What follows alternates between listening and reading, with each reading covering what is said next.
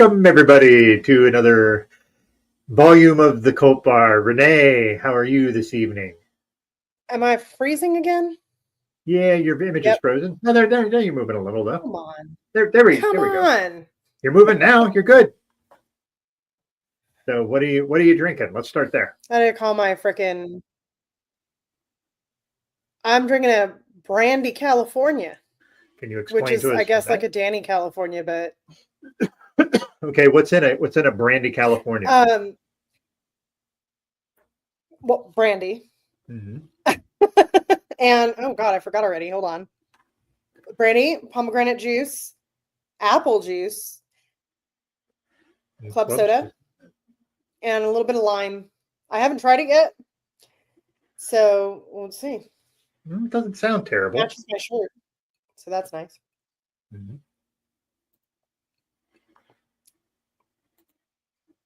It kind of tastes like a Capri Sun. Oh. I think it's a pomegranate apple. Pomegranate juice. Yeah. Also, my ice melted, so it's a little, a little watered down. Yeah. That's not bad. Okay, that's good. Sometimes we get drinks on here. I'm afraid of the one I picked, so because mine that I picked is something called the dirt bag, because the guy who we're going to be talking about who owns the thing is a giant dirt bag. It is. In this drink is something I haven't had since I was in my very early 20s. It is half Jaeger and half ginger ale. So Jaeger is doing a lot of heavy lifting. Yeah. Smells very Jaegery, which is kind of the point of Jaeger, I believe.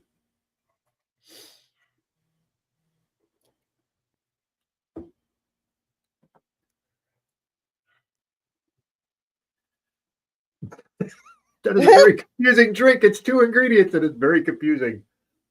The Jaeger licorice shit is like what wins the day in that drink. Like that's going to just the ginger ale's there and it helps lighten up the Jaeger, but man, the aftertaste of the Jaeger licorice aftertaste is right there. So it sounds like something that they gave sick people in like the early 1900s. Yeah. Jaeger and ginger ale. Take your dirt bag, sir.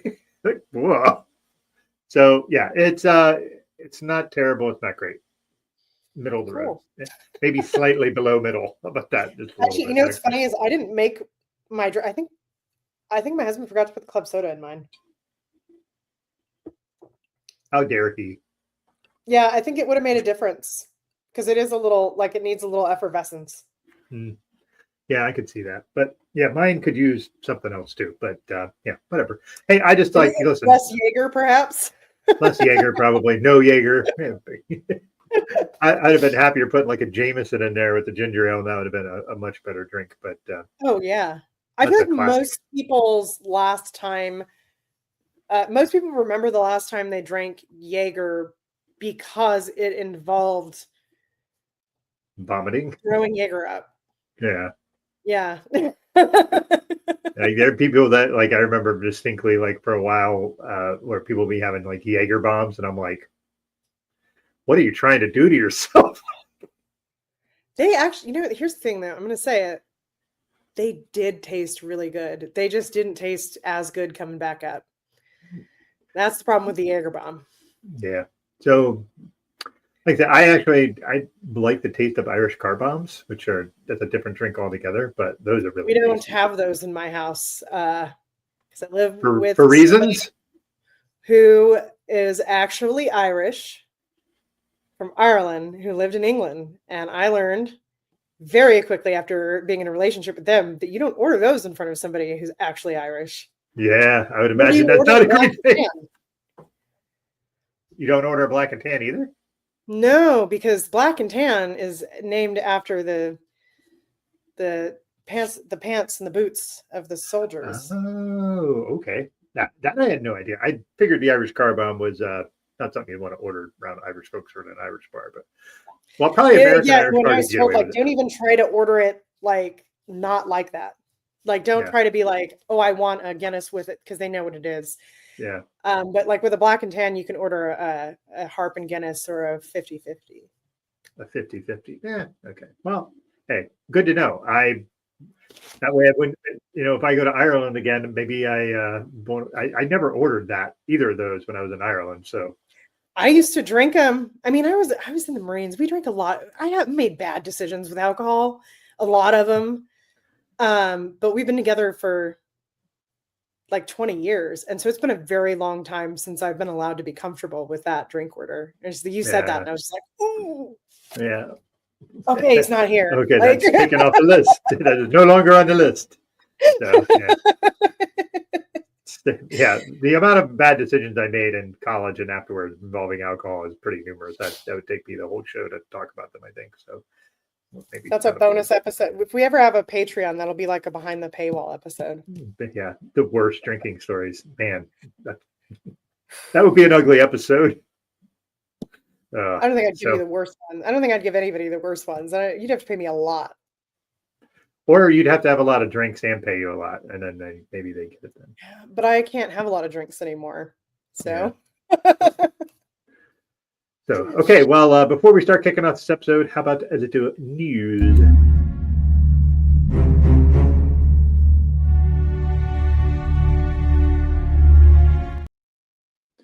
The gift that keeps giving, baby. I know it. We could just have a whole different live stream or pre-recorded stream, as it were. That's nothing but Lori Vallow Daybell news. But perhaps it ends here. Somehow I doubt it. Dare to dream. We could dare to dream.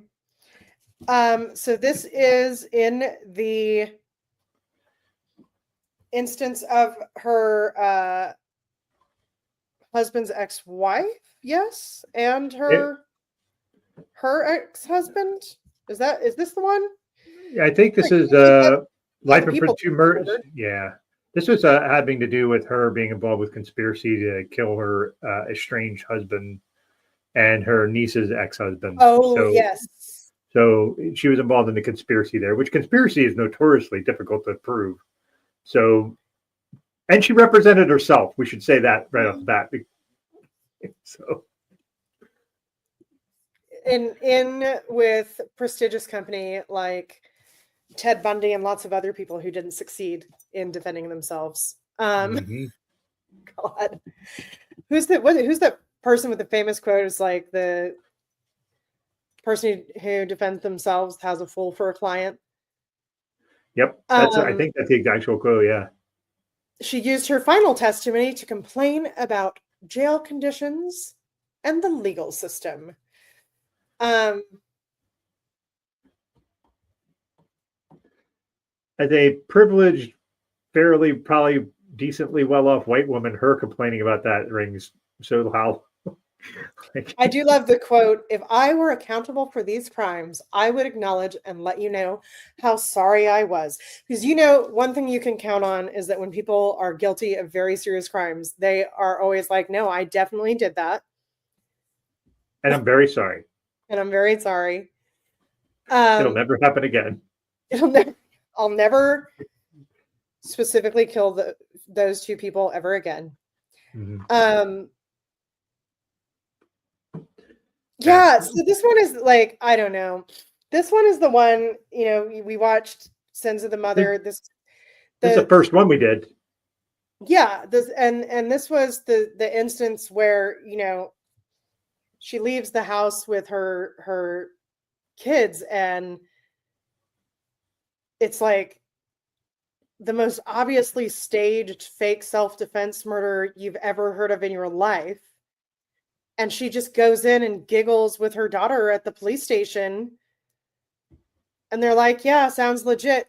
It was so wild to me. Like, I couldn't believe that when we watched it, that it happened. That was so many people get held and fully investigated in these self-defense, like straightforward self-defense murders. And in this case, it was like blatantly obvious that it was fishy, and it was just like, well, she's white and she's friendly, so probably not. Mm-hmm. It is a very weird one. Yeah, and the daughter was there giggling with her too, so that's part of probably the weirdness of that. I mean, yeah, you're free to go. Like, oh, haha, my dad's dead. It's whatever. Yeah, that's not to cast any aspersion on the daughter, who she also murdered, by the way. You just can't even imagine what was going on in that household with those kids and what kind Nope. of weird brainwashing they were getting. And anyway, already serving life sentences, got a couple more, just stacking them on top of each other. I know a lot Yep. of people say, what's the point? But I think one of the reasons that they do this, one is so that each individual case, the victims of it feel like they're heard, or the survivors of the victims feel like they're heard and they get justice, but also because it starts to, in any instance where a person could be pardoned for one of these crimes on a technicality or retried, or in some freaky weird way end up getting parole, like it really prevents these people from ever making it back out on the street. So there Yep. you have it. A whole fat stack of life sentences, and maybe we'll never see her in the news again, but who knows? Yeah. The thing is I was trying to look to see in the thing whether they ran the sentence concurrently or consecutively, which matters because consecutively means you do one sentence and then you do the other. If you run them Right. concurrently, then they're eligible for parole at certain time, depending on the state and the jurisdiction. So it would be better if they were run consecutively, but I couldn't see anything in this article talking about whether they did that or not. When I think, aren't they also are they in different states? Is that part Yeah, of it? she was, Yeah. according to Well, this, it was, Idaho and Arizona, right? Maricopa yeah, so County's this in was in Arizona. Arizona and the other one was in Idaho, I believe. You're correct. Yep. So yeah, hopefully this should have been done a while. Like her husband's been done with all of this. He's already, got his multiple life sentences already. So And with this, I think it was like they didn't reopen this case until after she was found guilty of murdering the kids. So hmm so yeah, she's a I monster. have, So, I have this sense, call it psychic intuition, call it pattern recognition, call it whatever you will, that we have not heard the last of Laurie Valadez Bell. I'm no, I thinking there's think gonna she be like a likes. prison podcast or something. There's gonna be something. Yeah, she likes the spotlight too much. So yeah, Yeah. but enjoy your prison stay. Oh yeah. This is an innocent So saga, which is just like that's so hopeful. yeah, It's so hopeful. I just don't yeah, think that's what's happening here, but okay. yeah. So what we're going to talk about this month is this documentary that we decided to watch. I believe you and I kind of decided to watch it largely on the name because the cult of fast fashion sounded really interesting. And honestly, we need a bit of a palate cleanser after that last one because that one was a freaking doozy, and we were both just like a little like we need something a little less awful. So we thought this would be And good. our next one's going to be pretty bad too. Just Yeah, prepping you for that. yeah, the next one's going to be bad. But this one is, I think you and I agree that this one is less about cults, but more about cult of personality. So just bear that in mind. So before we start diving in here, Renee, do we have any trigger warnings that we should be Yeah, so thinking of? there's some weird. Well, okay. So I just want to say too before we even get into the trigger warnings, this documentary tried to do some weird stuff. So Doug and I did decide to kind of split this into two parts. We're going to talk about the cult of personality and the stuff that went on there, and then we're going to talk about like the thing they tried to do, which relates to the cult of fast fashion. So trigger warnings on the brand part, which is the Brandy Melville brand, because this is Brandy Hellville. Yeah, it's cute, play on words. And with that, we're going to have a lot of corporate abuse, employee abuse, every kind of racism, anti-Semitism, really a lot of taking advantage of teenage girls, some sexual harassment, some stuff that's kind of, I don't want to say there's no sexual assault that we know. Oh, I'm sorry, there is. I lied. I forgot. There is sexual assault. Fuck, yeah. This one's pretty wild. There's a lot of shit that comes out in this one. Just kind of slowly. It's very insidious. There is sexual assault. There's a lot of borderline stuff in how these girls are talked about, and some things that are, you can't prove. I guess I'd say you can't prove that these people were ephebophiles, pedophiles, but Kind of looks like a duck, but walks like a duck and quacks like a duck. Yeah, you could assume. But they stopped short. They stopped short of assuming. Said, I don't know if this is like a trigger warning. It's not quite bullying, but it's like the kind of culture that creates bullying. Yeah. There's a lot of teenage girl, like these girls are definitely victims, every single one of them.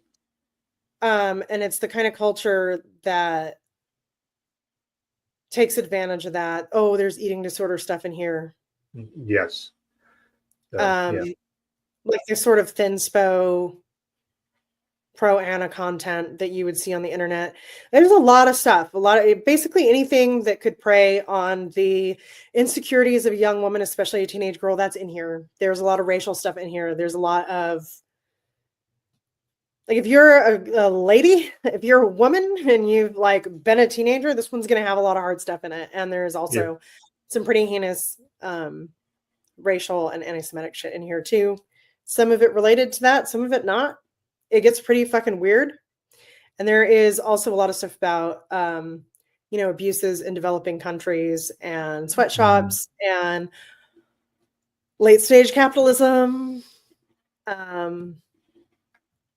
Also, if you're going to watch it, this documentary really does a weird thing that we'll talk about in the end, where they like try to blame everything on corporations and also shame the viewer at the same time. But like I said, we'll talk about it. Yeah. It's a very weird documentary in that way. It's trying to do too many things at once, I think, but we'll get there. Yeah, agreed on that for sure. So start off with, first of all, the company is named Brandy Melville, which I will be honest, I have kids that were teens. Never in my life heard of this brand, ever. No, my kid is, I guess, on the cusp of Gen Z, Gen Alpha. I've never heard of it. Yeah. So, my daughter was like, I have 3 pairs of earrings from them. I'm like, okay, like I've never heard of them. So, and we don't have one of those stores near us or anything because we're not near a metropolitan, like a highly, like a lot of population, a very populous metropolitan area. So we wouldn't have one.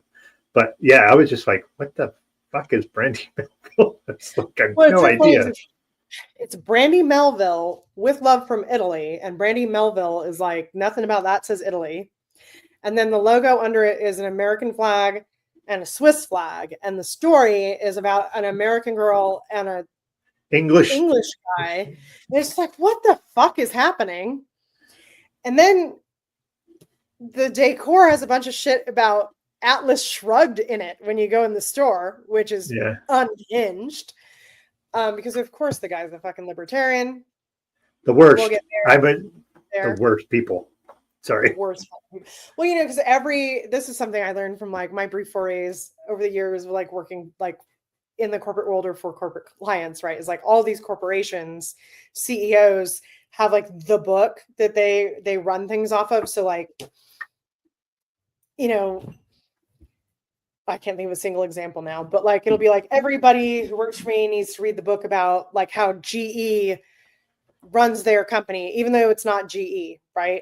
Their company is like, it sells shoes or whatever. Like you have to read the GE book about how they run the company. And this is the book you have to read. Yeah. And they're all for the most part, they're books nobody outside the corporate world has ever heard of, right? In this case, this guy's book was Atlas Shrugged, which tells you so much. Yes. And also it was like not just the people who worked on the corporate level. It was like the teenage girls who worked at the store. Yeah. It's so much so that he had like a sub brand called John Galt, which is a character in Atlas Shrugged, I guess. I've never read Atlas Shrugged because I have no desire to read anything by Ayn Rand. No, thanks. I have not read Atlas Shrugged. I tried to read Atlas Shrugged. I have never accomplished that task. You're better for that, by the way, I think. Oh yeah, no, I'm not crying into my pillow at night about it. I gave up on purpose. Hey, happy birthday, Brandon! So this brand, Sorry. So this brand is like the word. It's okay. So like, you know, when I was in high school, it was fucking Abercrombie and Fitch, right? Yeah. That all of a certain type of popular blonde girl shopped at. And their sizes only went to a certain size. And, you know, it came out in the news that the fucking CEO was like, well, we only make them to a certain size because we don't want fat people wearing our clothes. And it didn't affect their sales because that was the kind of people who shop there anyway. Let me be fair. I'm not saying that like everybody who shopped there was an asshole who hated fat people, but like, they were teenagers and they didn't care. Like, you know, they're like, whatever, they're cool clothes and I fit them. So I don't care. Right. Yep. I think teenagers now are a little bit more like conscious of They these can things. be more conscientious, I think. Yeah. Like on the whole, but not like down to the individual. Because that was the other thing in this documentary. They're like, well, I thought like you couldn't get away with that with Gen Z. And it's like every generation has like an assortment of types of people in it. Like, Yeah. They're not a monolith. what? That Gen Z is not a monolith. They're not all the Oh same. yeah. It's just like, well, I mean, there's kids who really care and there's kids who really don't give a shit. And there's like a whole shitload of kids on like in the middle of that spectrum. Like, the part that like made me like, oh my fucking God at this was like that they had their doors designed to be skinny. Mm-hmm. So like you couldn't fit through the door if you weren't going to fit into their clothes. Yeah. Like I said, dirtbag. It's fucking dirtbag. Because again, if you haven't watched the documentary, you're not familiar with the brand, you may not know this. They only sold clothes in one size. One size fits all. And then they got in trouble and then they changed it to one size fits most. Which of course, they didn't change their sizing at all. Which the thing that's wild to me about this is like, there's always been brands and there's always been types of clothing that are one size fits all or one size fits most. And they're usually things that are like meant to be oversized. Mm-hmm. They're meant to wear to be huge anyway, right? And even then, it's like, well, it's not one size fits all because it's meant to be really huge. And so if you're bigger, the bigger you are, the less it fits the way it's supposed to. And the smaller you are, the more it fits the way it's supposed to. So that's still not true. And it's still kind of shitty. Yeah. And there's always going to be people who it doesn't fit at all. So it's still the dumbest thing. You still shouldn't do it. But in this case, these clothes were meant to fit girls like between like size 00 and size 2, basically. Yeah. It was not one size fits all. It was not one size fits most. It was one size fits Hollywood thin celebrities and like girls like 14 to 16 who are on the thin side. Yep. And they focused on, I mean, the other part that I thought was just, I mean, all of it's insidious, but the idea that they were focusing on like middle school to early high school, like is just, listen, there's a market for that for sure. Like, it's not saying there's not a market for that at all. There is. The thing is that's gross about it is, like you said about going into the stores, they would go into these, girls would go into these stores that opened and they would be thrilled because there was like a big buzz about getting Brandy Melville clothes and accessories and whatever. And the girls that worked there were all white girls and they were all skinny and they all fit in the clothes. And what they would do is they would find a girl and go, I like your look. Can I take a picture for what they call it? Like store style. That was the phrasing they used. And they would take the photo and they would send them directly to the leader, Stefan, and his right-hand man, Jordy. And they would determine what went on their social media. So they were getting images of underage girls to figure out how to promote their brand. Yeah, and then often it would be like, hire her to work in the store. Yep. And it got to the point where they had like camera, you know, the closed circuit camera that is ostensibly for loss prevention. And the cashiers had little red lights next to their cash register. And if the red light went off, they were supposed to ask the girl checking out with her clothes, can I take your picture? And try to hire them on the spot at the store. Which again is fucking weird. And the funny thing is they like people would say like these stores were famous for having terrible customer service and nobody knowing how to do their jobs because they were only hired to look cute. And it played into the idea that it was super elite and like cool because exclusive, she's like too busy and like too cool to really even talk to you. Not that she just doesn't know how to do her job or care about it. Like, right. I just didn't know how. Right. And it's just wild to me. But the other thing with that too, with the pictures, is that the girls that work there would also be asked during their shift, let's go out back and take pictures. And those pictures were sent to Stefan and Jesse every day. Is it Jordy or Jesse? Jesse, J-S-S-Y. And the big thing about Jesse is better English than Stefan. So Jesse was like important. Kind of intermediary, yeah. It was kind of Stefan's right-hand man, so. Yeah, so they would send those pictures every day. And if they didn't, Stefan and Jesse didn't like the way they were dressed, didn't like how they looked that day, whatever, they would get fired. And then they'd be like, well, what would you say when you fired them? Because like, you're not allowed to fire somebody for not liking how they look. And he was like, they're teenage girls. Like you didn't have to say, like you didn't have to come up with anything. It's like, well, also like you just spent 20 minutes telling us how nobody there knew how to do their job. Like, and then we get into, of course, well, who did work the register and who did work the stock room? They saw to be cute girls, but who were they? Yeah, the people in the stock room were anybody that wasn't white. Specifically, they were the black girls. Yep. Black girls worked in the stock room and the Asian girls worked the cash registers. So there's like this hierarchy, like the thin white girls would greet you. They would help you find your clothes. They would be the ones asking to take pictures of you. Then like the Asian girls, they're still like in a standard of beauty or whatever, but they're not white. So they could like ring you up and put your stuff in a bag. But then the black girls, they still had to be cute. They still had to be skinny, but they could not be seen. They had to be in the back stocking bags. Yeah. Yeah. And well, the other thing is like with these girls, that would be the white girls, they would have them post on their own social media too. So basically they were using their employees to do social media marketing for nothing. Like they just paid them to be there, but they didn't have to pay extra for social media folks. They would just go and have these, and like from a straight late stage capitalism business perspective, that's pretty clever. Is it ethical? No, but I'm just saying it was a clever business model. Although when they would talk about their business advertising, they only used Instagram. Yeah, they didn't actually pay for advertising. They didn't do any of that shit. They would just have that. And yeah, the idea of that being like, oh, well, we're just going to have them do it. It's fine. We don't have to. Why do we have to when we could just have them do it? It's free art advertising.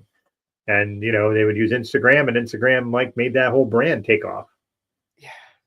And then like, yeah, the crazy thing too, right, is like the girl who was the photographer, she was just like, oh, my friends have some Brandy Melville clothes and we're going to take some photos that look like their photos. And then like, she just got like an unsigned email that was like, do you want to come work with us? Yeah, super official looking. It was super, yeah. And then like, that's when she finds out that the guy running the social media is the guy who owns the company. And he is like some dude in his mid to late 30s wearing like ratty clothes, balding, super kind of creepy. I was like, oh, this is the guy who's running the Instagram full of teenage girls. Yeah. And it's like, I don't know. Look, you can make clothes for teenage girls and not be creepy, but then we find out all this other stuff that comes up as the story goes on, right? And that's where it starts to get really weird, because the other weird thing that they do is the girls, these teenagers, do everything for this company. They are the ones who do all the market research also, which is super crazy.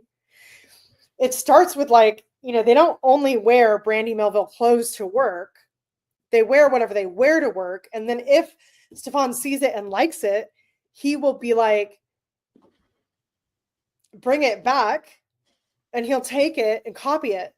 And it'll be on sale in the store like the next week. And sometimes they get paid for it, sometimes they don't. But it's not theirs. They didn't make it at home. Yeah. So who cares if they got paid for it? They didn't design it. Oh, I like the pattern on your shirt. I'm going to copy that pattern. They were stealing art designs from Forever 21, who was famously stealing art designs from other artists. It's like this fucking pastry dough, layers upon layers of stealing art and stealing designs. Yeah. And then to top that, he would take these girls, and this is creepy, like so creepy. I don't even know how people's parents fucking signed off on this, but I think in their minds, like, people don't know how these businesses really run. Like, I don't know that my 16-year-old daughter, 17-year-old daughter who has this job working as a shop girl in like Santa Monica, getting on this plane and going to China to the factory and like saying what she likes and doesn't like. That sounds like cool. I don't know that is usually a job that somebody with a degree from like a university who gets paid like $80,000 a year does. So I'm saying like, oh, what a fun opportunity for you. Maybe you get to put it on your resume. Yeah. So I sign off on it, but it's like, no, she's like, oh, she's going with this guy. Yeah. Ask some questions. Where is she staying? Who is she staying with? Like, How why is is this she getting being paid travel to for? a foreign country with this guy? Like, and again, also, this is the job that you get paid. They were getting paid minimum wage to go and be like market researchers. Like, no. Yeah, it was just all kinds of fucked up. And there was that one thing where the lady was trying to explain how when they went in back behind to go back in the back where everything works, like, and it's just a fucking mess. Like, it's just chaos. They have no order to it. There was like this thing that they called the nest where Stefan and Jesse would sit in certain stores and watch things. Like, how fucking creepy is, and that would be the thing where they would be like, hire that girl, do this. Like, it's like if Girls Gone Wild guy was running a clothing store. Like, yes, that was a feel it had of, you know what I mean? That is exactly accurate, because while they're in the nest at that particular store, the other thing we find out is that every individual store had a group chat that Stefan and Jesse were part of. And that group chat was where these photos they would take of the girls every day at work went to. So there's never a day, like, it wasn't like if Stefan and Jesse are at your store, they're watching you and deciding hire that, fire that girl, hire that girl, whatever. It was all day. They were looking at coming and like evaluating how she was dressed, evaluating what her hair looked like, what her body looked like, and deciding like if she worked there anymore. Which then we find out they would be perhaps asked not just to take like, here's a full body shot of my outfit today, but like, oh, let me take a picture of your feet. That's a red flag. Yeah. Their feet are like their abdomen, I think was the other thing. And I'm like, She said chest. And like, they're dressed. They're not taking their clothes off, but that's fucking weird. Yeah. But also like feet. Also, they would have this thing for like their social media where they really favor girls who had like some sort of like windblown hair kind of aesthetic going. So it's like, yeah. So it was almost like they were. Their faces were covered. What was that? A lot of them had their faces covered, which I think is kind of weird. Yep. And also that's feels like sort of a way to kind of hide their identities, but for nefarious reasons. So yeah, like I said, they just did a lot of shit that was super questionable, and unfortunately, the thing is, they did open their first store in 2009, And where they opened it was actually right next to the UCLA campus in California. Like opening next to an area where teenage girls are like, "Ooh, Brandy Melville," and they would just go and get swamped. They said like there was a couple other stores. Like the one guy was talking about, he opened a store in Toronto, and there was like a 10-block line to get into the store when they opened. I'm like, Yeah. Well, the thing too, right, is like going back to the daily pictures. Is one of the girls finally was like, "Where do these pictures go?" And everyone was just like,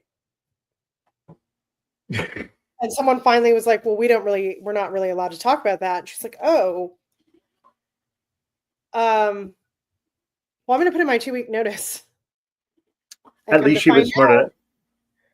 they were keeping, like, this was not like they sent them and they stayed in their phone keeping them, not keeping them like I just don't delete them off my phone, keeping that he had a fucking physical file of all of these photos, like they printed them out, which is like mind-boggling to me.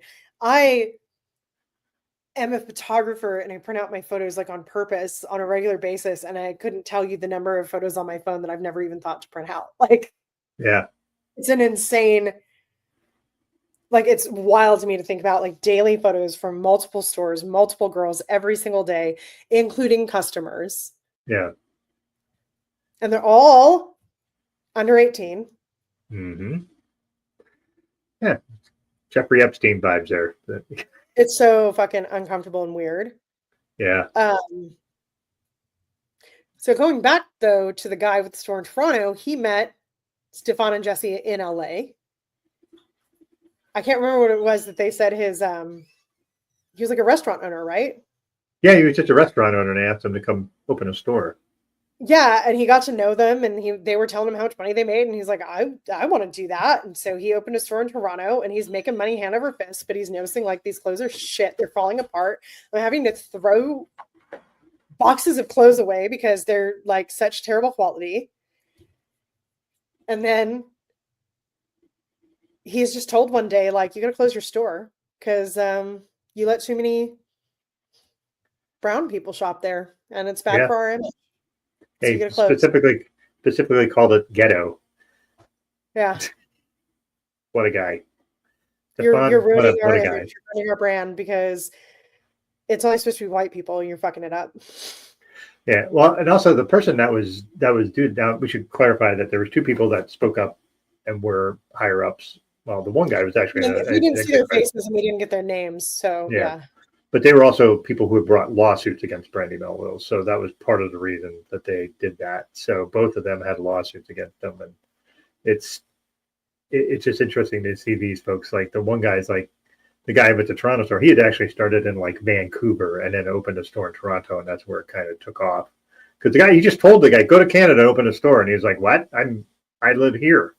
It's like, no, you're going to Canada. So he sent him up to like, just go up and open a store in Vancouver and we'll go from there. Jesus. But, I mean, hey, it's amazing to me because he was making tons of money. And it really, like, this is the thing that's wild, right? Because you would think, like, usually in these instances, the money wins, right? sure. But in this case, the guy was just like, no, I don't give a shit how much money you make. Yeah. Too many brown people.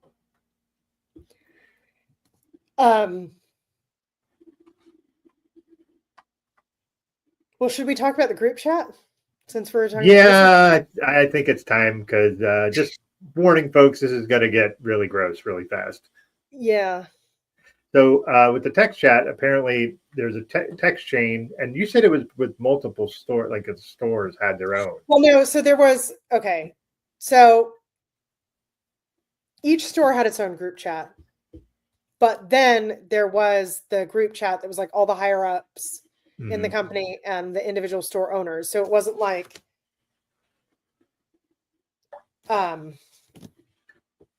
Wasn't the employees, like regular employees. right. It wasn't like about the inner workings of the company. It was where we go to have fun or whatever. So, like, you know, it wasn't like the cult bar group chat where we're talking about, like, you know, what is the news this week or like what documentary are we going to watch. It would be like I don't know if you have any group chats like this. I do. I would die, by the way, if any of my group chats got released to the greater public. I would hate it so much. But the absolute worst thing that I've ever said in any of those group chats, incomparable, is the absolute best thing that would be found in this particular group chat. Fair.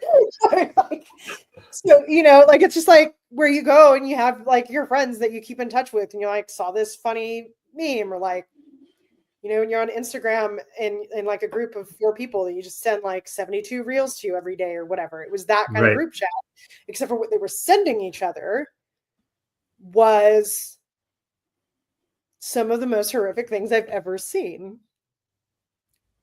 Yeah. Including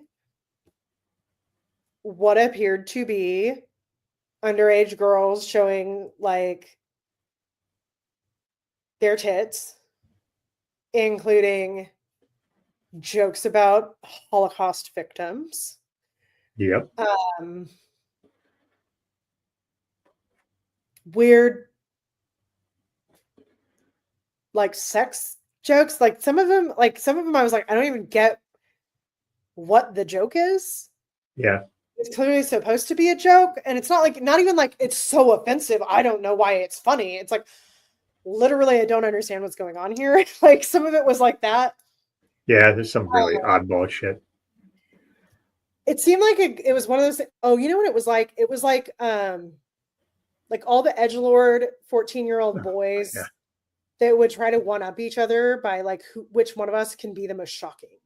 Yeah. It was like that, but it was grown men. I would push back on the idea that these were grown men. I think these were little boys that, you know, just happened to stumble into something. So, but, well, yeah. I mean, legally speaking, yes. Mentally, absolutely not. Yeah. Yeah, there's some just super egregious stuff in this chat, which got released out when they had like lawsuits and stuff, and they found out about this stuff. And just what's amazing about it is that did nothing to harm their brand. Nothing. Absolutely zip. It never does. And it's just one of these things where, like, well, people knew about this. The problem is like a lot of stuff with media, and not to be conspiratorial here, the media is not nowadays is definitely not your friend, and is not going to report the things that should be reported in a lot of instances. Doesn't mean it can't. Doesn't mean there aren't ones that do it. But like that didn't sell. That didn't sell clicks or headlines or anything like that. So just kind of got ignored. I also think people kind of are like, okay, so a bunch of rich guys, bunch of rich white guys are gross and racist, and I'm supposed to sit here and be like, oh my God, I can't believe it. And I think that there is some like genuine fatigue happening. Sure. And that's been happening for a really long time, because it's like, yeah, we know. And you hear that a lot sometimes. Like, people say, it's like, okay, yeah, like, but whatever, like, if I'm gonna not fucking buy clothes that are made by somebody who's a fucking rich asshole, like, am I supposed to fucking weave start ranching sheep and weave my own fucking wool? Like, what am I supposed to do? You know, like, it's that whole thing with no ethical consumption under capitalism, which is a pretty true statement in a lot of ways. That doesn't mean you can't find things that are equitable, but like, you're right. Like, a lot of these things, they're made to be cheap, and unfortunately, we as a culture value that, and we've made people poor enough that is the only really way they can get things. So, I mean, this is a larger diatribe on capitalism in general, so forgive me, but like, which of course this documentary did not want to have that conversation at all. No, it didn't, and it should have. It absolutely should have. We'll get there in a minute, but yeah. Just the idea that they catered to very, never even heard of this brand, rich white girls, and it was a phenomenon, right? Like, this brand was huge. Celebrities were wearing it. Mm-hmm. Celebrities I've heard of, people I know of, were wearing it and doing like shit on their Instagram with it. I've never even heard of this brand. So like, how would I have heard of what their fucking C-suite was talking about in their group chat? Yeah. I think that's part of it too. It's like, you can't keep up. There's information overload also. You can't keep up with everything. For sure. it's just difficult because like something like this back in the day, whatever the day is, say, I'm going to go back 10, 15 years because 10 years is that's the bellwether where shit doesn't matter. Like, and it's related to Trump because as soon as he comes in, just starts lying every fucking thing he says, truth gets so blurred. And the problem is with that is if you pay attention to politics at all, it's just an inundation of stuff. And at some point you just have to be like, I can't open my mouth and have the trash bin dumping it all the time. I need to step away. And like you said, there's this thing where we're used to white dudes that are rich just being shitty fucking people. Yeah, they're a CEO. Of course they're shitty. Like, so am I not supposed to get the thing that I like because they're shitty? Like, and it should work that way. Unfortunately, I don't think it, like you said, there's too much fatigue. I mean, here's the thing. It's like, I'll use a recent example. There's this thing going on with the Sydney Sweeney thing about the good genes / good genes, and people are arguing about it. And I don't have an opinion on it.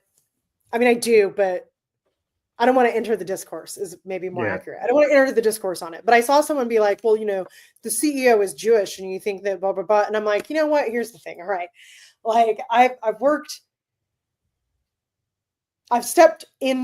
had a toe in the corporate world at a couple different points in my life. And thankfully never enough to be like charmed by it, right? Like to lose sight. And like at the point in which you're in the C-suite, like you're not Jewish or Catholic or Christian or Buddhist or whatever, like you're barely a human being anymore. Like they don't actually speak the same language that we speak. They don't use the same words.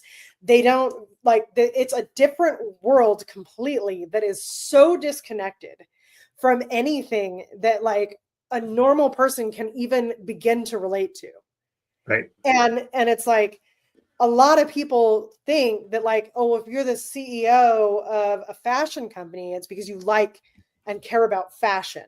Like this guy in the Brandy Melville company cares about fashion. No, he fucking doesn't. These guys don't see how he's dressed. Being a CEO is a career in and of itself. So the guy who's running your car company could have been running a medical company last year, and the guy who's running the medical company he used to run ran a fashion company last year or whatever. Like it's its own fucking world. And they don't fucking care about you and they don't think about you, and they you couldn't have a conversation with them and walk away from it having any fucking idea what you just talked about, because they have their own language, like literally. Yep. This sounds really fucked up, but it's like they're not real people. And that is actually how they think about us. Yeah, once you get to that level, you're just not like there's parts of you that you give up to be up there. Yeah, I agree. I mean, it's one of those things where like when you get to that level, you're not thinking of, oh, well, this person's going to get harmed if I do this. You're thinking about what's the big picture of all of this. My job is to look at the big picture and how does it relate and make us better and make us more money? How does it make our shareholders more money? Like you said, there's a lot of more money is the only thing that matters.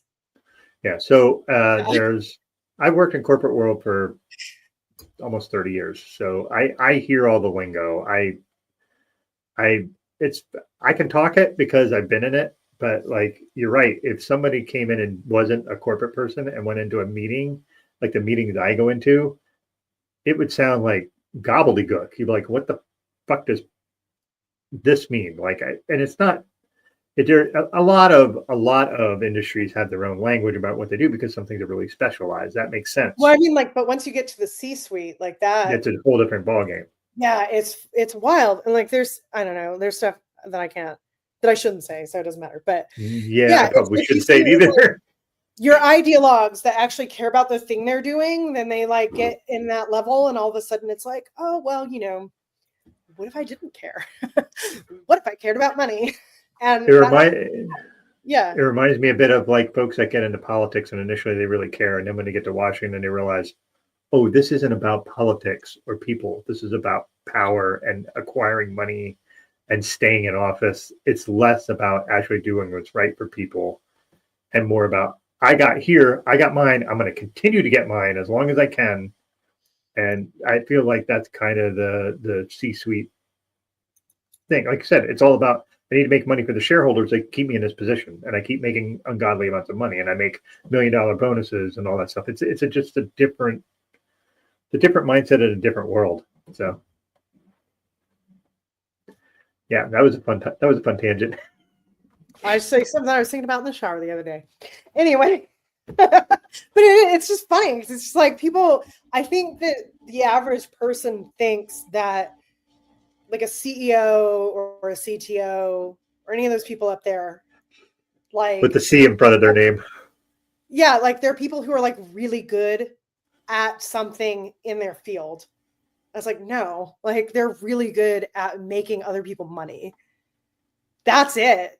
Like maybe there was a time where that was true. I don't know. I didn't have an insight into the world 10 years ago or 20 years ago, let alone 50 years ago. I don't know if that used to be true, but it certainly is not true now. Like That's so fair. whatever. Yeah, so anyway, I'm just saying these people don't care. And so when you're looking at this like group chat, they're not like, I don't know. I kind of feel like I got off on a tangent, but it comes down to like they're talking to these guys, they're in their like little shadow thing, and it's like, well, were you shocked by what you saw? And it's like, well, I wasn't actually really shocked by it, but then after a while it was like, well, there was a lot of it. And I'm like, yeah, like you would have never been in position to see this shit if you weren't the kind of person that they trusted with the shit. Yeah. And if you weren't trusted and you said something, they would boot you out as fast as possible. Right. So it's like you were okay with the sexism and the racism and probably the anti-Semitism and everything else. Yep. Or okay enough with it that you're willing to go into business with these people, keep your mouth shut about it. The guy said I was making $300,000 a year on this or whatever. But after a while, okay, I didn't like it. Well, did you say anything about it? Did you leave the group chat? Did you sell your store? Did you? No, you didn't do that, did you? You didn't shut your store down until he told you to shut your store down, bud. Yep. So unfortunately, we, like I said, late stage capitalism. Everybody's just like, well, I got this money now. I have money. I'm going to keep doing it and that's because it makes your life easier. And when more money makes your life easier, and if you can do that, make your life easier, that gets to be really appealing and difficult to let go. I'm not making excuses for them. It's still shitty behavior. No. But I think it's like, I guess the whole point of that tangent, like it's easy to get lost in this because it is wild. And I don't think anyone should behave this way. And I don't think we as consumers should tolerate it. But it's like with the shit that you say, like, you can't really talk about this stuff like once Trump enters the picture because it's so insane. People are getting used to it, but I think also people are like, well, it can't really be that bad, right? Like there's this part that's like, well, maybe they just had a really dark sense of humor, but I'm sure that like he wouldn't actually, like he doesn't actually believe those things. It's like, well, the funny thing about people who don't think that the Holocaust was okay is they don't think that it's funny either. Yeah. Like that's just, they tend to be mutually exclusive. People who like aren't racist don't tend to make racist jokes. They don't tend to make Black people work in the stock room instead of in the front of the store. Yep. Like there's just, and I think one of the things that bothered me about the documentary as a whole is that they really seem to want to blame the corporation for everything while also being like, but isn't it a little bit your fault too? Mm-hmm.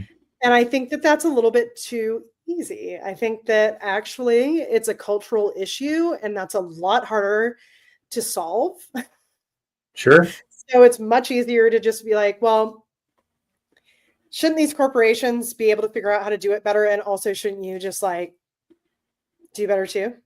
Yeah. It's like, yeah, sure. That's obviously so easy. And that's why you've given us so many answers as to how we could do that. And maybe that's where we get into the second part of this. Yeah, one tangent off that bit. Yeah, one tangent off that bit you're talking about though is like it's also reminiscent of the whole recycling issue where it's like, well, you all need to pitch in and recycle like us in our houses. And I'm like, great, I'm happy to do that. How about you go about the freaking companies that are doing all the shit that's really causing all the pollution, all of it. 95% of pollution is because of corporations and them not following laws, lobbying to have laws removed, lobbying to have laws not enforced, not put on the books, so that they can continue to do stuff on the cheap so they make more money. And it ruins the environment and they could give two shits because they're making all the money now. So, it reminds me of the recycling thing, like just how it is very much like that. Yeah. Where they make consumers feel guilty for not recycling enough. And I'm like, I don't consume that much that I can make a giant dent in this. Like, go to the people that make the giant problem, like make them do it.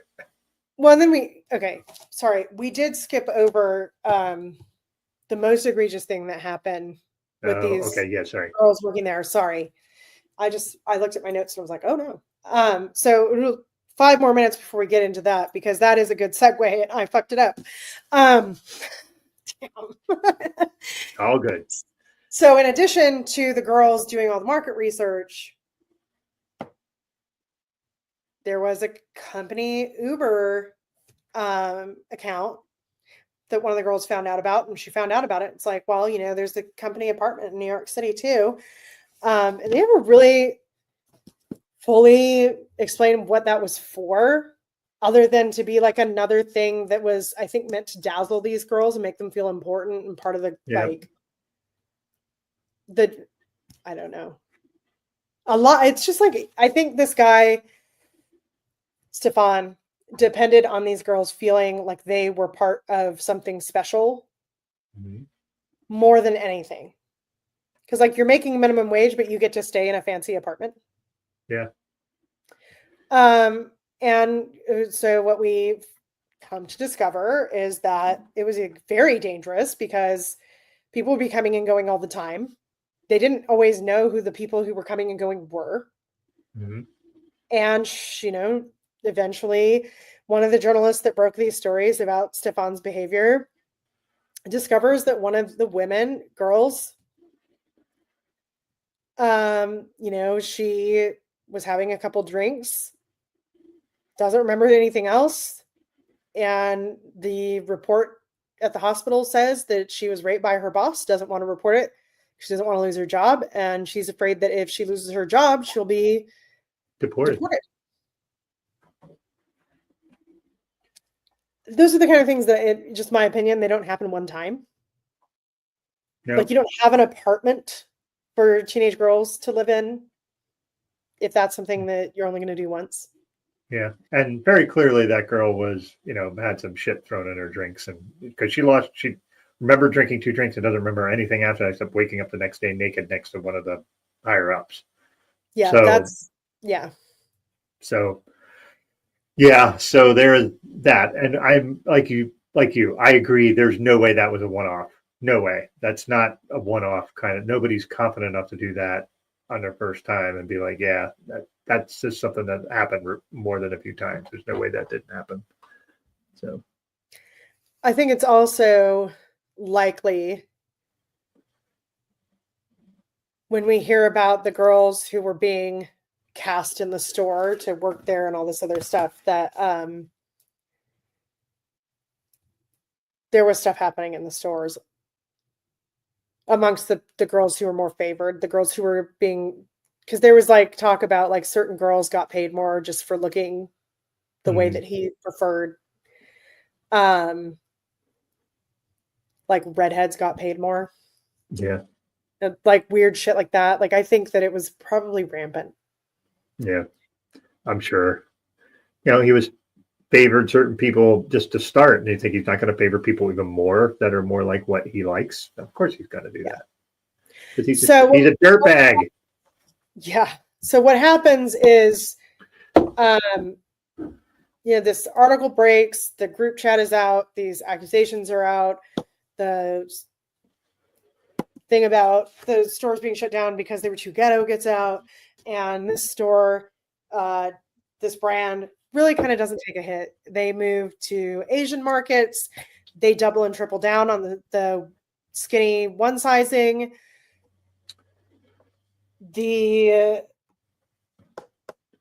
Also, in Asian culture, in a lot of Asian cultures, being skinny is already prized, and they like double down on top of that, like more so than because even more so than in America. So yeah, right. And so they double and triple down on it there, which means that the young girls in those cultures double and triple down on it. Some of the stuff they were showing was really, really upsetting. Yes. And it's still going on today. Not a single lesson was learned. This guy didn't lose fucking anything. And never apologized. Not once. They made no apology for anything they did. Not once. He's not in trouble for anything. Well, maybe that's the libertarian in him. You know, maybe he will lose these lawsuits, but at this point, you know, a lot of times those lawsuits are like a slap on the wrist because these guys make so much fucking money that they can afford. It's like a fee. It's not really a punishment. Yeah, it's like, well, that's like, well, I got to pay this bribe to get this thing done, so fuck it, I'll pay that. That's part of doing business. So yeah, I can see that. Right. But he's also, let's point out that he's also was a very avid Trump supporter on top of things, which kind of tracks for all the other anti-Semitic shit he did. So, well, yeah, everything about him, yeah, they have a lot in common. We'll say that. So yeah. All right. So let me go back. All right. Recycling. Yes. So yes, recycling. In addition to what you were saying, when it's like, well, you got to recycle, and they're not going like, hey, you know, we should maybe put some regulations on these companies. There's also the fact that when we recycle, we're told that so much good is going to come from it, and then we find out that, oh fuck, like no, it's kind of a scam, and that is exactly what goes on with donate your clothes or give it. You know, the H&M has the little thing, and we're going to make it into new clothes, and we find out, and the documentary covers this, that no, it's just like they just send it somewhere else, and it's a fucking disaster there too. The problem with this documentary, though, is that they fucking like what it shouldn't have been. Here's the thing. It shouldn't have been in this documentary at all. They could have been like, you know, fast fashion is really bad. It's a major cost on the environment. It's a major like issue in developing countries. And they're also doing this.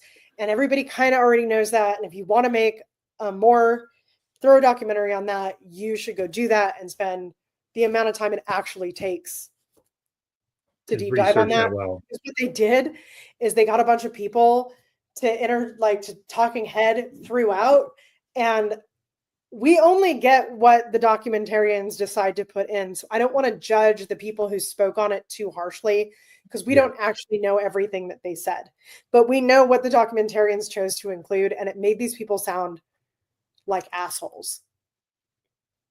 Because it was just like, well, they say, you know, the tag says that it's more eco-friendly. It says that, you know, it's more water sustainable. It says that it's made from more recycled fibers, but that's not enough. But at no point do they tell you what should you look for. Yeah. At no point do they tell you what can you do to make better choices about the clothes you buy. At no point do they tell you like what kind of policies should you support if you were concerned about this. Right. They're just like the corporations have enough money to make better decisions, and you actually could make better decisions, and that's it.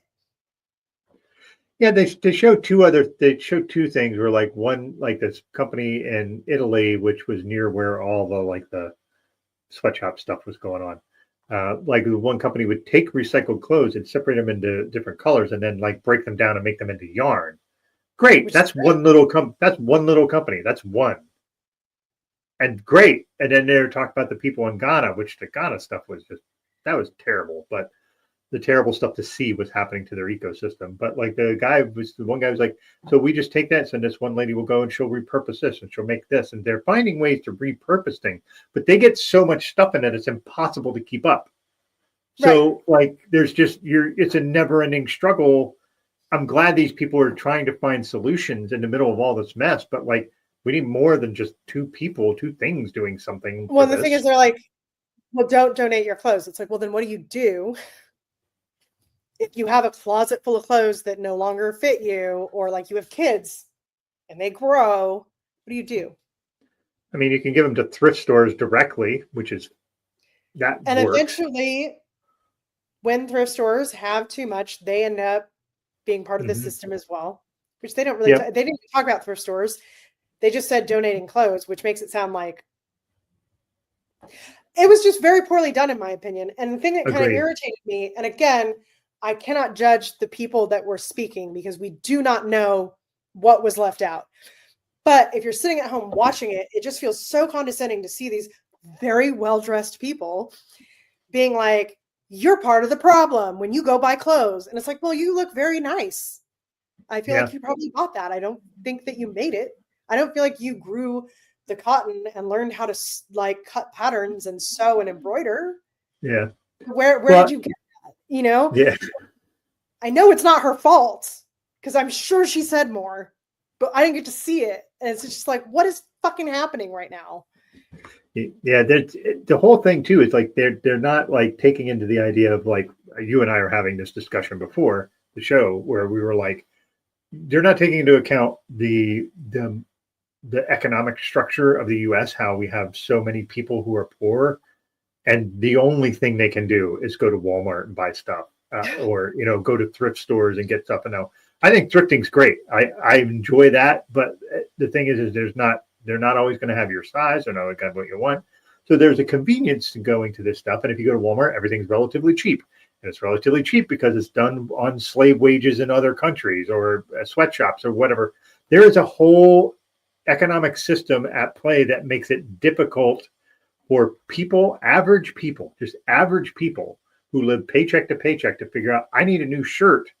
I can't spend $80 on something that's, organic and I know is sustainably made because I can't afford that. So I'm going to go and buy I'll buy three $10 shirts. And yeah, they may fall apart in a year, but that's what I can And, afford right now. and how about I need a specific thing to wear to a job interview? Yep. And it has to look nice and it has to be clean. And I have X amount of hours of free time between having to work the shitty job I'm trying to get out from under and all of the poor taxes of riding the bus and having to coupon shop. All of this, because poor tax is a real thing. It's not just the extra amount of money you spend because you can't afford to invest ahead of time, but it's also time. And you can't afford to Specific have amount of credit. time, I used it and I did not find anything I can wear to a job interview at the fucking thrift store. Mm-hmm. So I have now 1 hour. What am I going to do? I'm going to go to Walmart or I'm going to go to the mall and walk into, I don't even know. I would say Forever 21. I think those are all closed now. The one in my mall is, I don't know. And I'm going I to find a think white that button down shirt and I'm going to find a pair of black slacks and it's going to cost me 40 fucking bucks. And that's more than I have to spend, but I can wear it to a job interview. yeah. What are you going to do? Or you get the job and they want you to have your fucking non-slip shoes that you have to wear. What are you going to buy them at fucking Walmart? Because that's where they sell them. And where they're cheapest. And It's, unfortunately it's that's just, the reality. and that's real. And the other side of it, and the thing that they didn't talk about at all, is like we have a culture and we have things that need to change in the culture if you want to fix issues like fast fashion. Because what happens if tomorrow everyone decided they were not going to buy anything that was made with fast fashion? Because now, I'm sorry, but you go into an expensive store and buy an expensive shirt and it was made in the same way. That's how it is now. Yep. So every clothing store has massive profit loss and half of them go out of business. Your economy fucking collapses. Like Yep. major cultural changes need to happen. Major shifts have to happen. We have to start changing the way that we look at things like fashion and like what do you fix versus what you don't fix, how you judge people versus what they're wearing, what they're not, whatever. And that is not something that you do, this was the very weird thing that was thrown out. Like, I know it was not a genuine suggestion she was making, but well, maybe if people had to see what it looked like, the people, the piles of burnt clothing, or the people who are making their clothes, they would think twice. It's like, yeah, that wouldn't work actually, because people still need clothes. Yeah. Like, and they also make clothes, like you said, they make clothes now that are not as durable, and they intentionally make them not as durable, so you buy more clothes. right. And there was one thing that I just want to say this before I forget, because it was this phrase that when they first started shipping all of these clothes to Ghana, but they focused largely on Ghana. It's happened in other developed countries, especially in Africa, in the African continent. But they used this phrase called, when they first started having it, it's called Obruni Wawu, which means dead white man's clothes, because they thought all the clothes they were getting was for dead white people. Because there's no way they're sending all these clothes. It's too many clothes. It must be lots of dead people. And that's a fascinating way to look at it, that, from us, we're like, no, we just don't have it. And we live in a consumptive culture where just like, so I will say outwardly, I'm a person who will use something until it fucking falls the fucking apart and I can't fix it. I am like that with damn near everything. I will buy a car and I will drive it until I can't be inspected anymore. And then, like, I will buy shirts and I will wear those shirts for 15 years. Because to me, if I'm spending money on something, I want that shit to last and I want to be able to use it in multiple ways. But that is not how a lot of our culture views things like that. They don't view it as that. And it's like cyclical, right? Like, where does it start and where does it end? Part of the reason is because things are no longer made to be used that way. But part of the reason things are no longer made to be used that way is because people no longer want to use them that way. And you have to do a lot of untangling to figure that out. And it's not easy. And I think that's part of the problem with just kind of twisting it into this documentary that was mostly about something else, is that it's a really difficult thing to tackle. Like, you and I are not going to solve it in the last fucking 45 minutes of this show, because it's just too fucking complicated. You can't do it. You can't fucking do it in sound bites.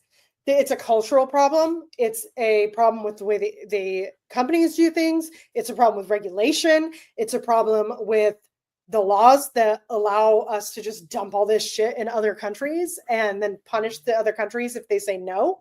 That shit was fucked up.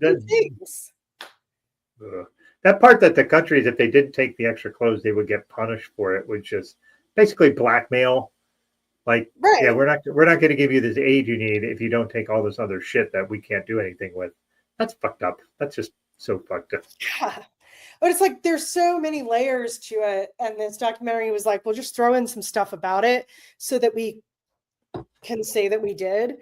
And it was really weird because it's like, well, it's the company's fault. But it's kind of your fault. And it's like, well, no, it's not that simple. Mm-hmm.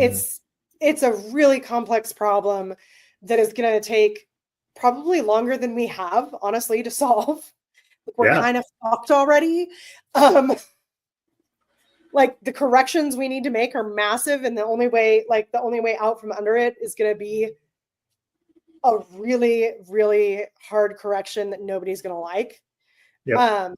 And we'll have to adjust all of these other things to that. And I'm not going to suggest something because I don't have like anywhere near the kind of qualifications for it. But like, it was kind of weird to just be like, well, you're not doing enough and the companies aren't doing enough. And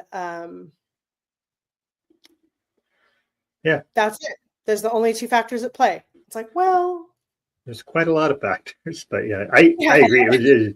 It's really weird. Just they were like, yeah, but you need to do stuff too. Like, yeah, hey, I'm doing what I can, but also I'm in a position where I can do certain things that other folks can't because of my privilege. But like, a lot of people don't have that privilege. Like, I've lived super poor. I understand the decisions you have to make that might rail against who you are, but you don't have a choice because you just don't have the money or the ability to do the things you want to do to kind of help course correct the situation, because it's just impossible. And the thing is like you said, if it's a systemic change takes time, a lot of time, a lot. And you have to have people dedicated to, like, who are leading it and being like, this is what we are doing. And we are going to keep guiding you that way. And it's going to take time. And the problem is we also live in a society where everything's immediate. Everything is right now. Our attention spans are for shit. Like, and I sound like a boomer a little bit, but like, like our generation is geared towards fast fashion because we're steered that way for how quick and fast everything is. But I also think, let me just make one more point and then you go. Like, for instance, I'll give you like Amazon Prime. We stopped using Amazon Prime because fuck Bezos, but like that's another story. But like the thing is everybody delivers. It just doesn't deliver the next day. And to be fair, Amazon doesn't deliver the next day anymore either. Not anymore. Yeah. Not anymore. So you just have to, if you order something, you just go, okay, well, no, I'm not going to see that for a week. Your life is not, unless it's something like you eminently need where your life is, or your house depends on it. That's different. Then I get it. But if you're buying something, I want this shirt, right? I want this doodad, whatever it is. And you go, well, I need that right now. No, you don't. It's fine. Like there's ways to, but that our mode of thinking is very immediate now. And I'm not sure in the day and age we are in how we pull that back. Well, Amazon, the whole fast fashion shit. Like if you look at what's on Amazon right now, it's mind boggling. Like there's 47 different brands selling the same exact thing for the same exact price. It's wild, but that's another discussion too, because there's like issues with like the scam of being an Amazon reseller as well. But the other side of it too is I think this pulls back to also one of the issues with how this documentary presented the issue with what this company did to the girls. Not the specific girls who worked there, although them too, but like in general, they made it seem like these companies did this to the girls and not that these companies cashed in on what the culture does to the girls.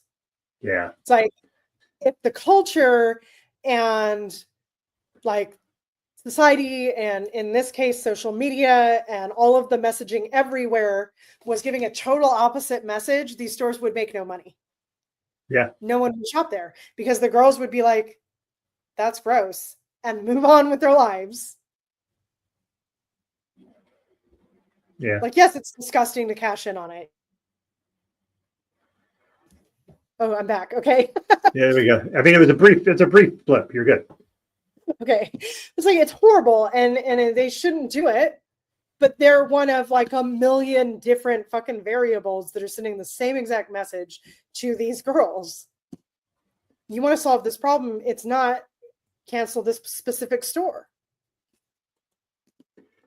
Yeah, and the problem is if you do that, people are like, yeah, but I want my X, Y, or Z. Like, okay, yeah, but if you want that, then you can't.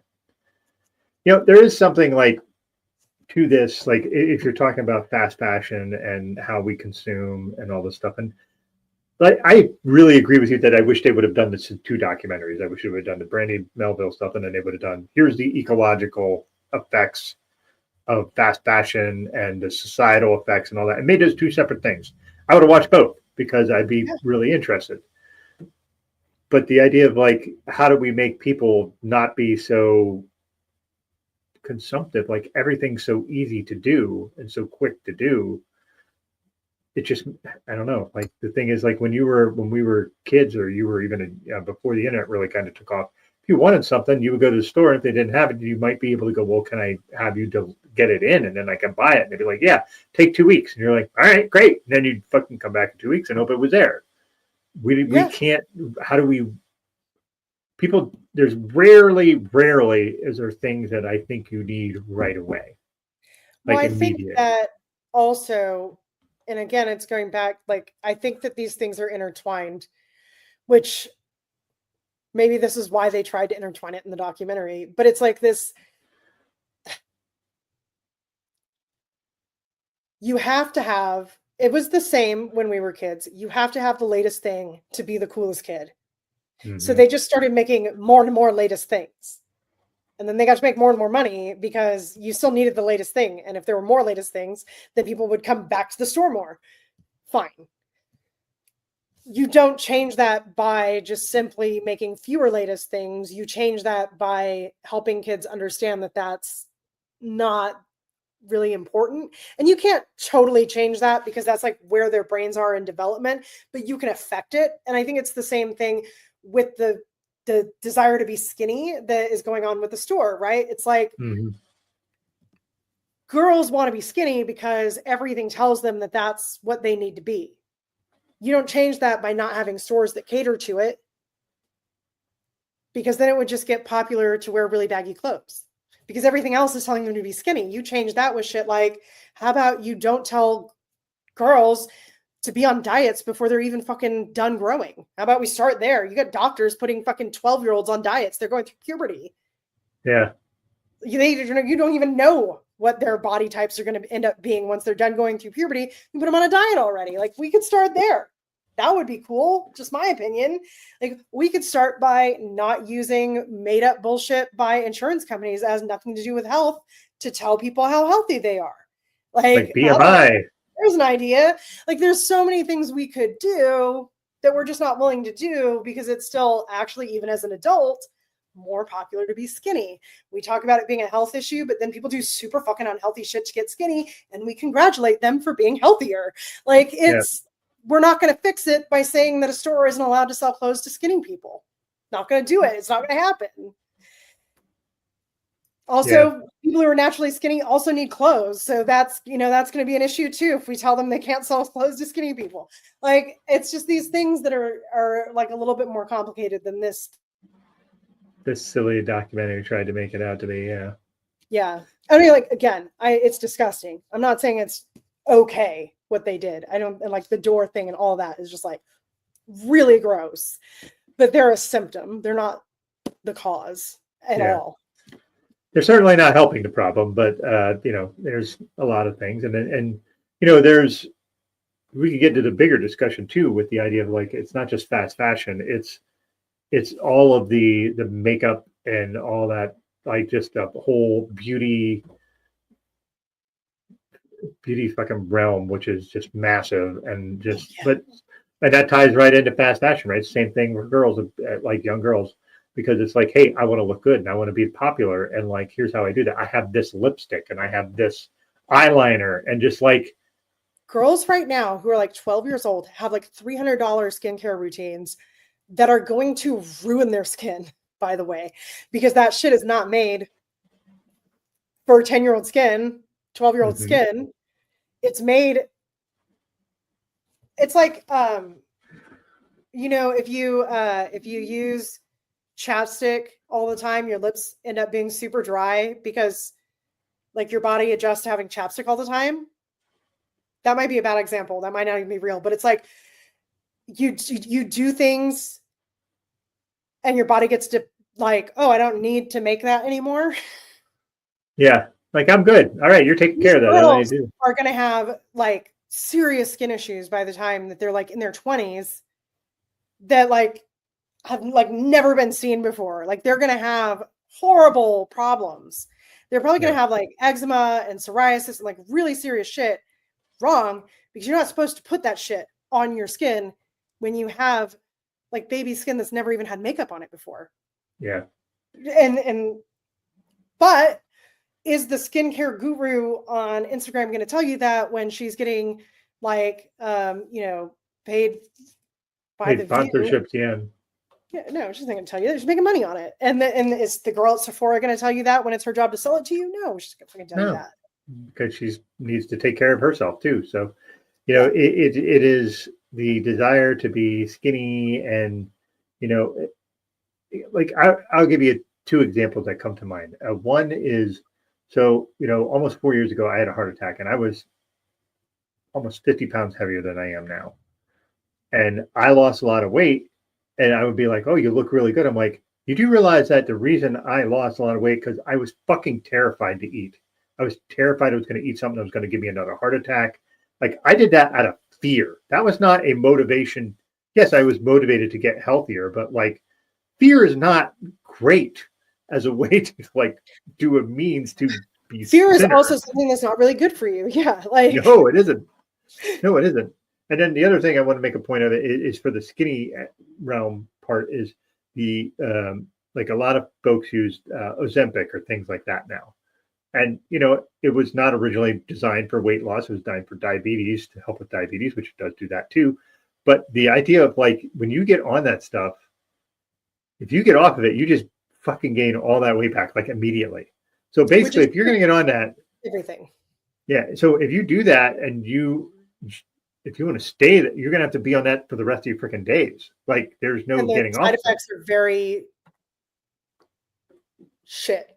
Yeah, and we don't even know all the full effects of being on that because it's a fairly new drug. Like we don't know the long-term effects of how that's going to fuck your body up. Because basically, if you take any medicine, I take 7 meds a day because I have to, but all of those affect my body in certain ways. A lot of them beneficial, some of them are not. So like the idea of like the Ozempic thing worries me because I see like I'll give you a dumb example, a really dumb example, and I apologize. I was watching one of the shows I like to watch is a Food Network show called Tournament Champions. It's like all the popular chefs come on, they compete, and blah, blah, blah, blah. And like there were 3 different female chefs that popped on there that looked like they'd lost an entire person. And I guarantee you it was because of Ozempic, because they lost it super fast. And I just worry for them because that feels like unhealthy to stay on for that amount of time. Now, maybe it was worth it for them because maybe their weight was too much that was actually causing heart problems or what, like could be a million things. I just worry about the long-term effects of that for people. And the thing is like there's all kinds of conflicting evidence about like some people, like they're seeing like, oh, there's all kinds of shit that it does that's really good for you. And then there's like the side effects living with it every day. You have all kinds of gastrointestinal issues, but then like maybe it helps like with depression. There's all kinds of insane information out there. And look, this is what I will say. This shit is the water that we swim in. We are fish. And it's the water. And so whatever a person does while they're swimming in that water, they're trying to live in it. I don't judge the individual person on their choices, especially because I have no idea what conversation they had with their doctor. True. But I do have an issue with the quality of the water, like, and that's kind of how I try to view it. Cause it's like, I'm a fucking human being. I live in it. I have all the same pressures everybody else does. I have conflicting information between like what I can read and understand on my own and what my doctor says and what another different doctor says and all of that. Like you're trying to just live and you don't always fucking know. Cause by the way, being a woman and having a doctor is a wholly different experience than being a man and having a doctor. Also, you just never fucking know. And we're all just doing our best.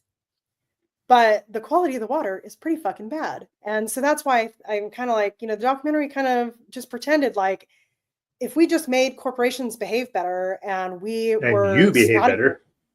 Yeah, if we were snottier at corporations, then like everything would be solved. And it's like, I don't really think it's that simple.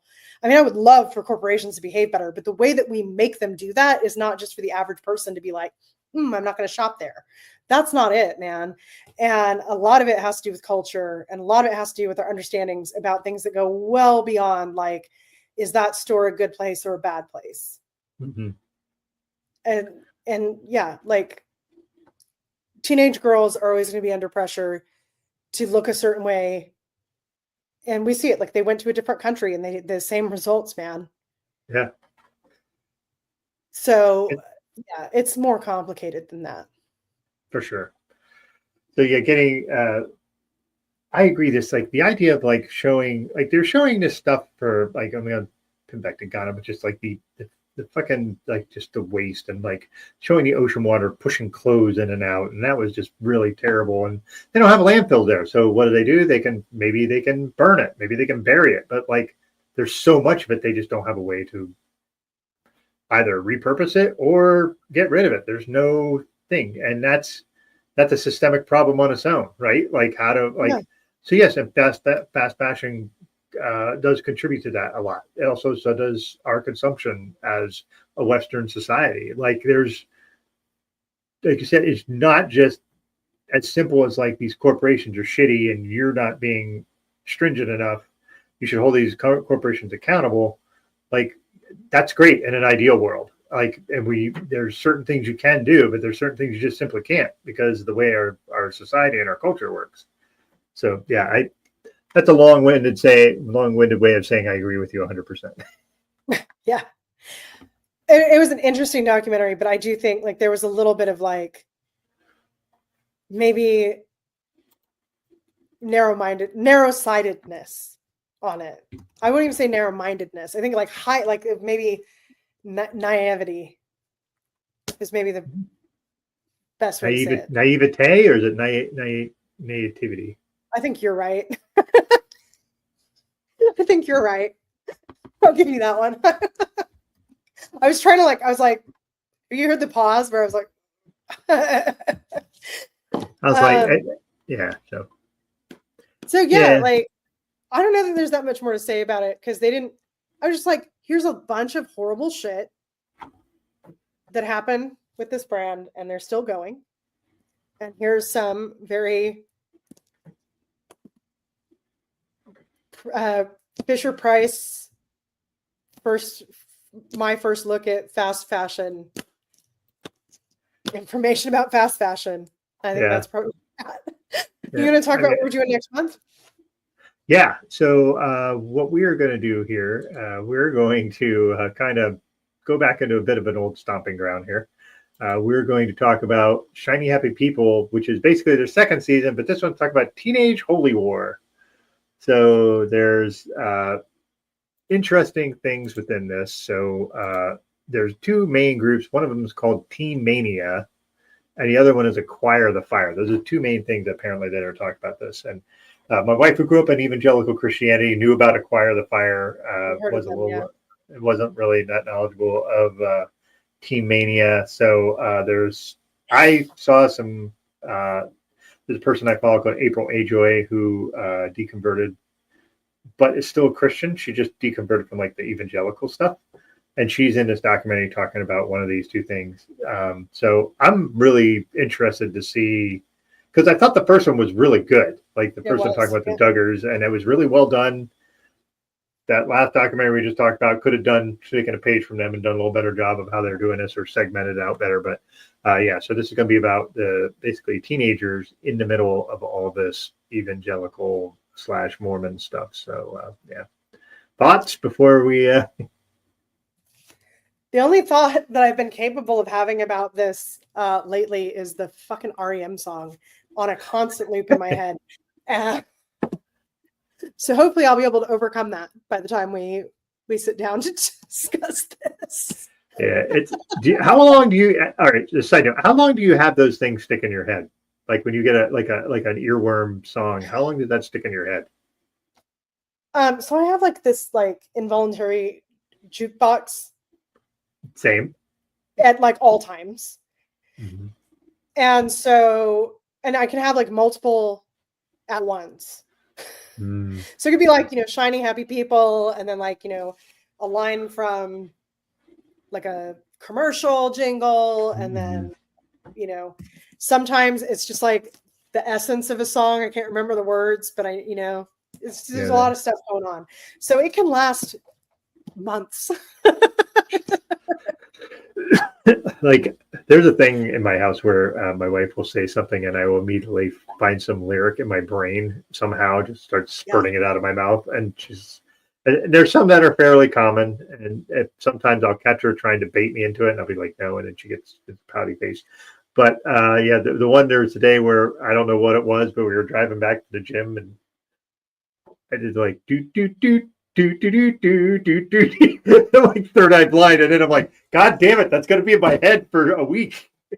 The one that always gets me, because it's a word that you don't hear often, but it's not a word that you never hear, is notion. I immediately get Rock the Boat stuck in my head. Yes. And love and emotion. Yeah. Fucking specifically with the visuals from this like weird BBC musical. Oh, no. You ever seen it? You probably haven't seen it because it didn't air in the US that I know of. But I had it on it's whatever. They did like a lip sync musical called Blackpool. David Tennant was in it. And so they were lip syncing the song. So it was the song as you've always heard it, but I can like see that it's very whatever. So yeah, anyway. Yeah. I get visuals stuck in my head sometimes too. That's fun. And certain phrases will just in there too. They're not even music. It's great. ADHD is super fucking fun. Yeah, mine is almost all 80s music, almost always. That just pops in my head with some, and it could be something really obscure, and I'll sing it, My wife would be like, that's not a song. I'm like, oh yeah? And then I go pull up YouTube, like, here, don't play it for me. And then I'm like, I'm going to. You're going to have to sit through It's this. going to be in your head too now. Yeah. Enjoy that. Challenge me. Now you know how it feels to be me. So Yeah. But you know what? I wouldn't give up my involuntary jukebox. That's one of the ones that I actually like it most of the time. It's just when it's a song I don't like that I'm like, "Ugh." oh yeah. Yeah. There's Pretty if it's neutral. any- on our end. yeah. There are certain things I can just mentally fucking block because I dislike it so much. So anything from the Grease soundtrack that gets immediately blocked. There's no playing that in my head. Get that out of here. I fucking hate those soundtracks, but yeah. Anyway, so Renee, any final thoughts on our cult of fast fashion thing? Any last thoughts before we call it an evening? I think as a society, we should be like way fucking cooler to teenage girls than we are. That's my final Oh thought. yes, yeah, I concur 100%. And we should also not just that for girls, but for women, we should try to aspire to have better medical care for women, because you mentioned that my wife goes through it all the time with shit. She just can't get things done. Whereas if I go and say, hey, I need this, they're like, absolutely, sir, let's go. And then it's just super fucked up just how much women aren't believed. So, and that's the same. Women aren't believed across the board on a billion things. And a lot of it is starting even when girls are super young. So fast fashion, just beauty, all that stuff. We should be a little bit more understanding, a little more helpful. So agreed. So, all right, Renee, thank you as always. This is always a blast. I really enjoy it. So, all right, folks, we will see you on September 3rd at 9 p.m. when we talk about Shiny Happy People, Teenage Holy War. So thank you, everybody, for watching, and we'll see you soon. Take care. Bye.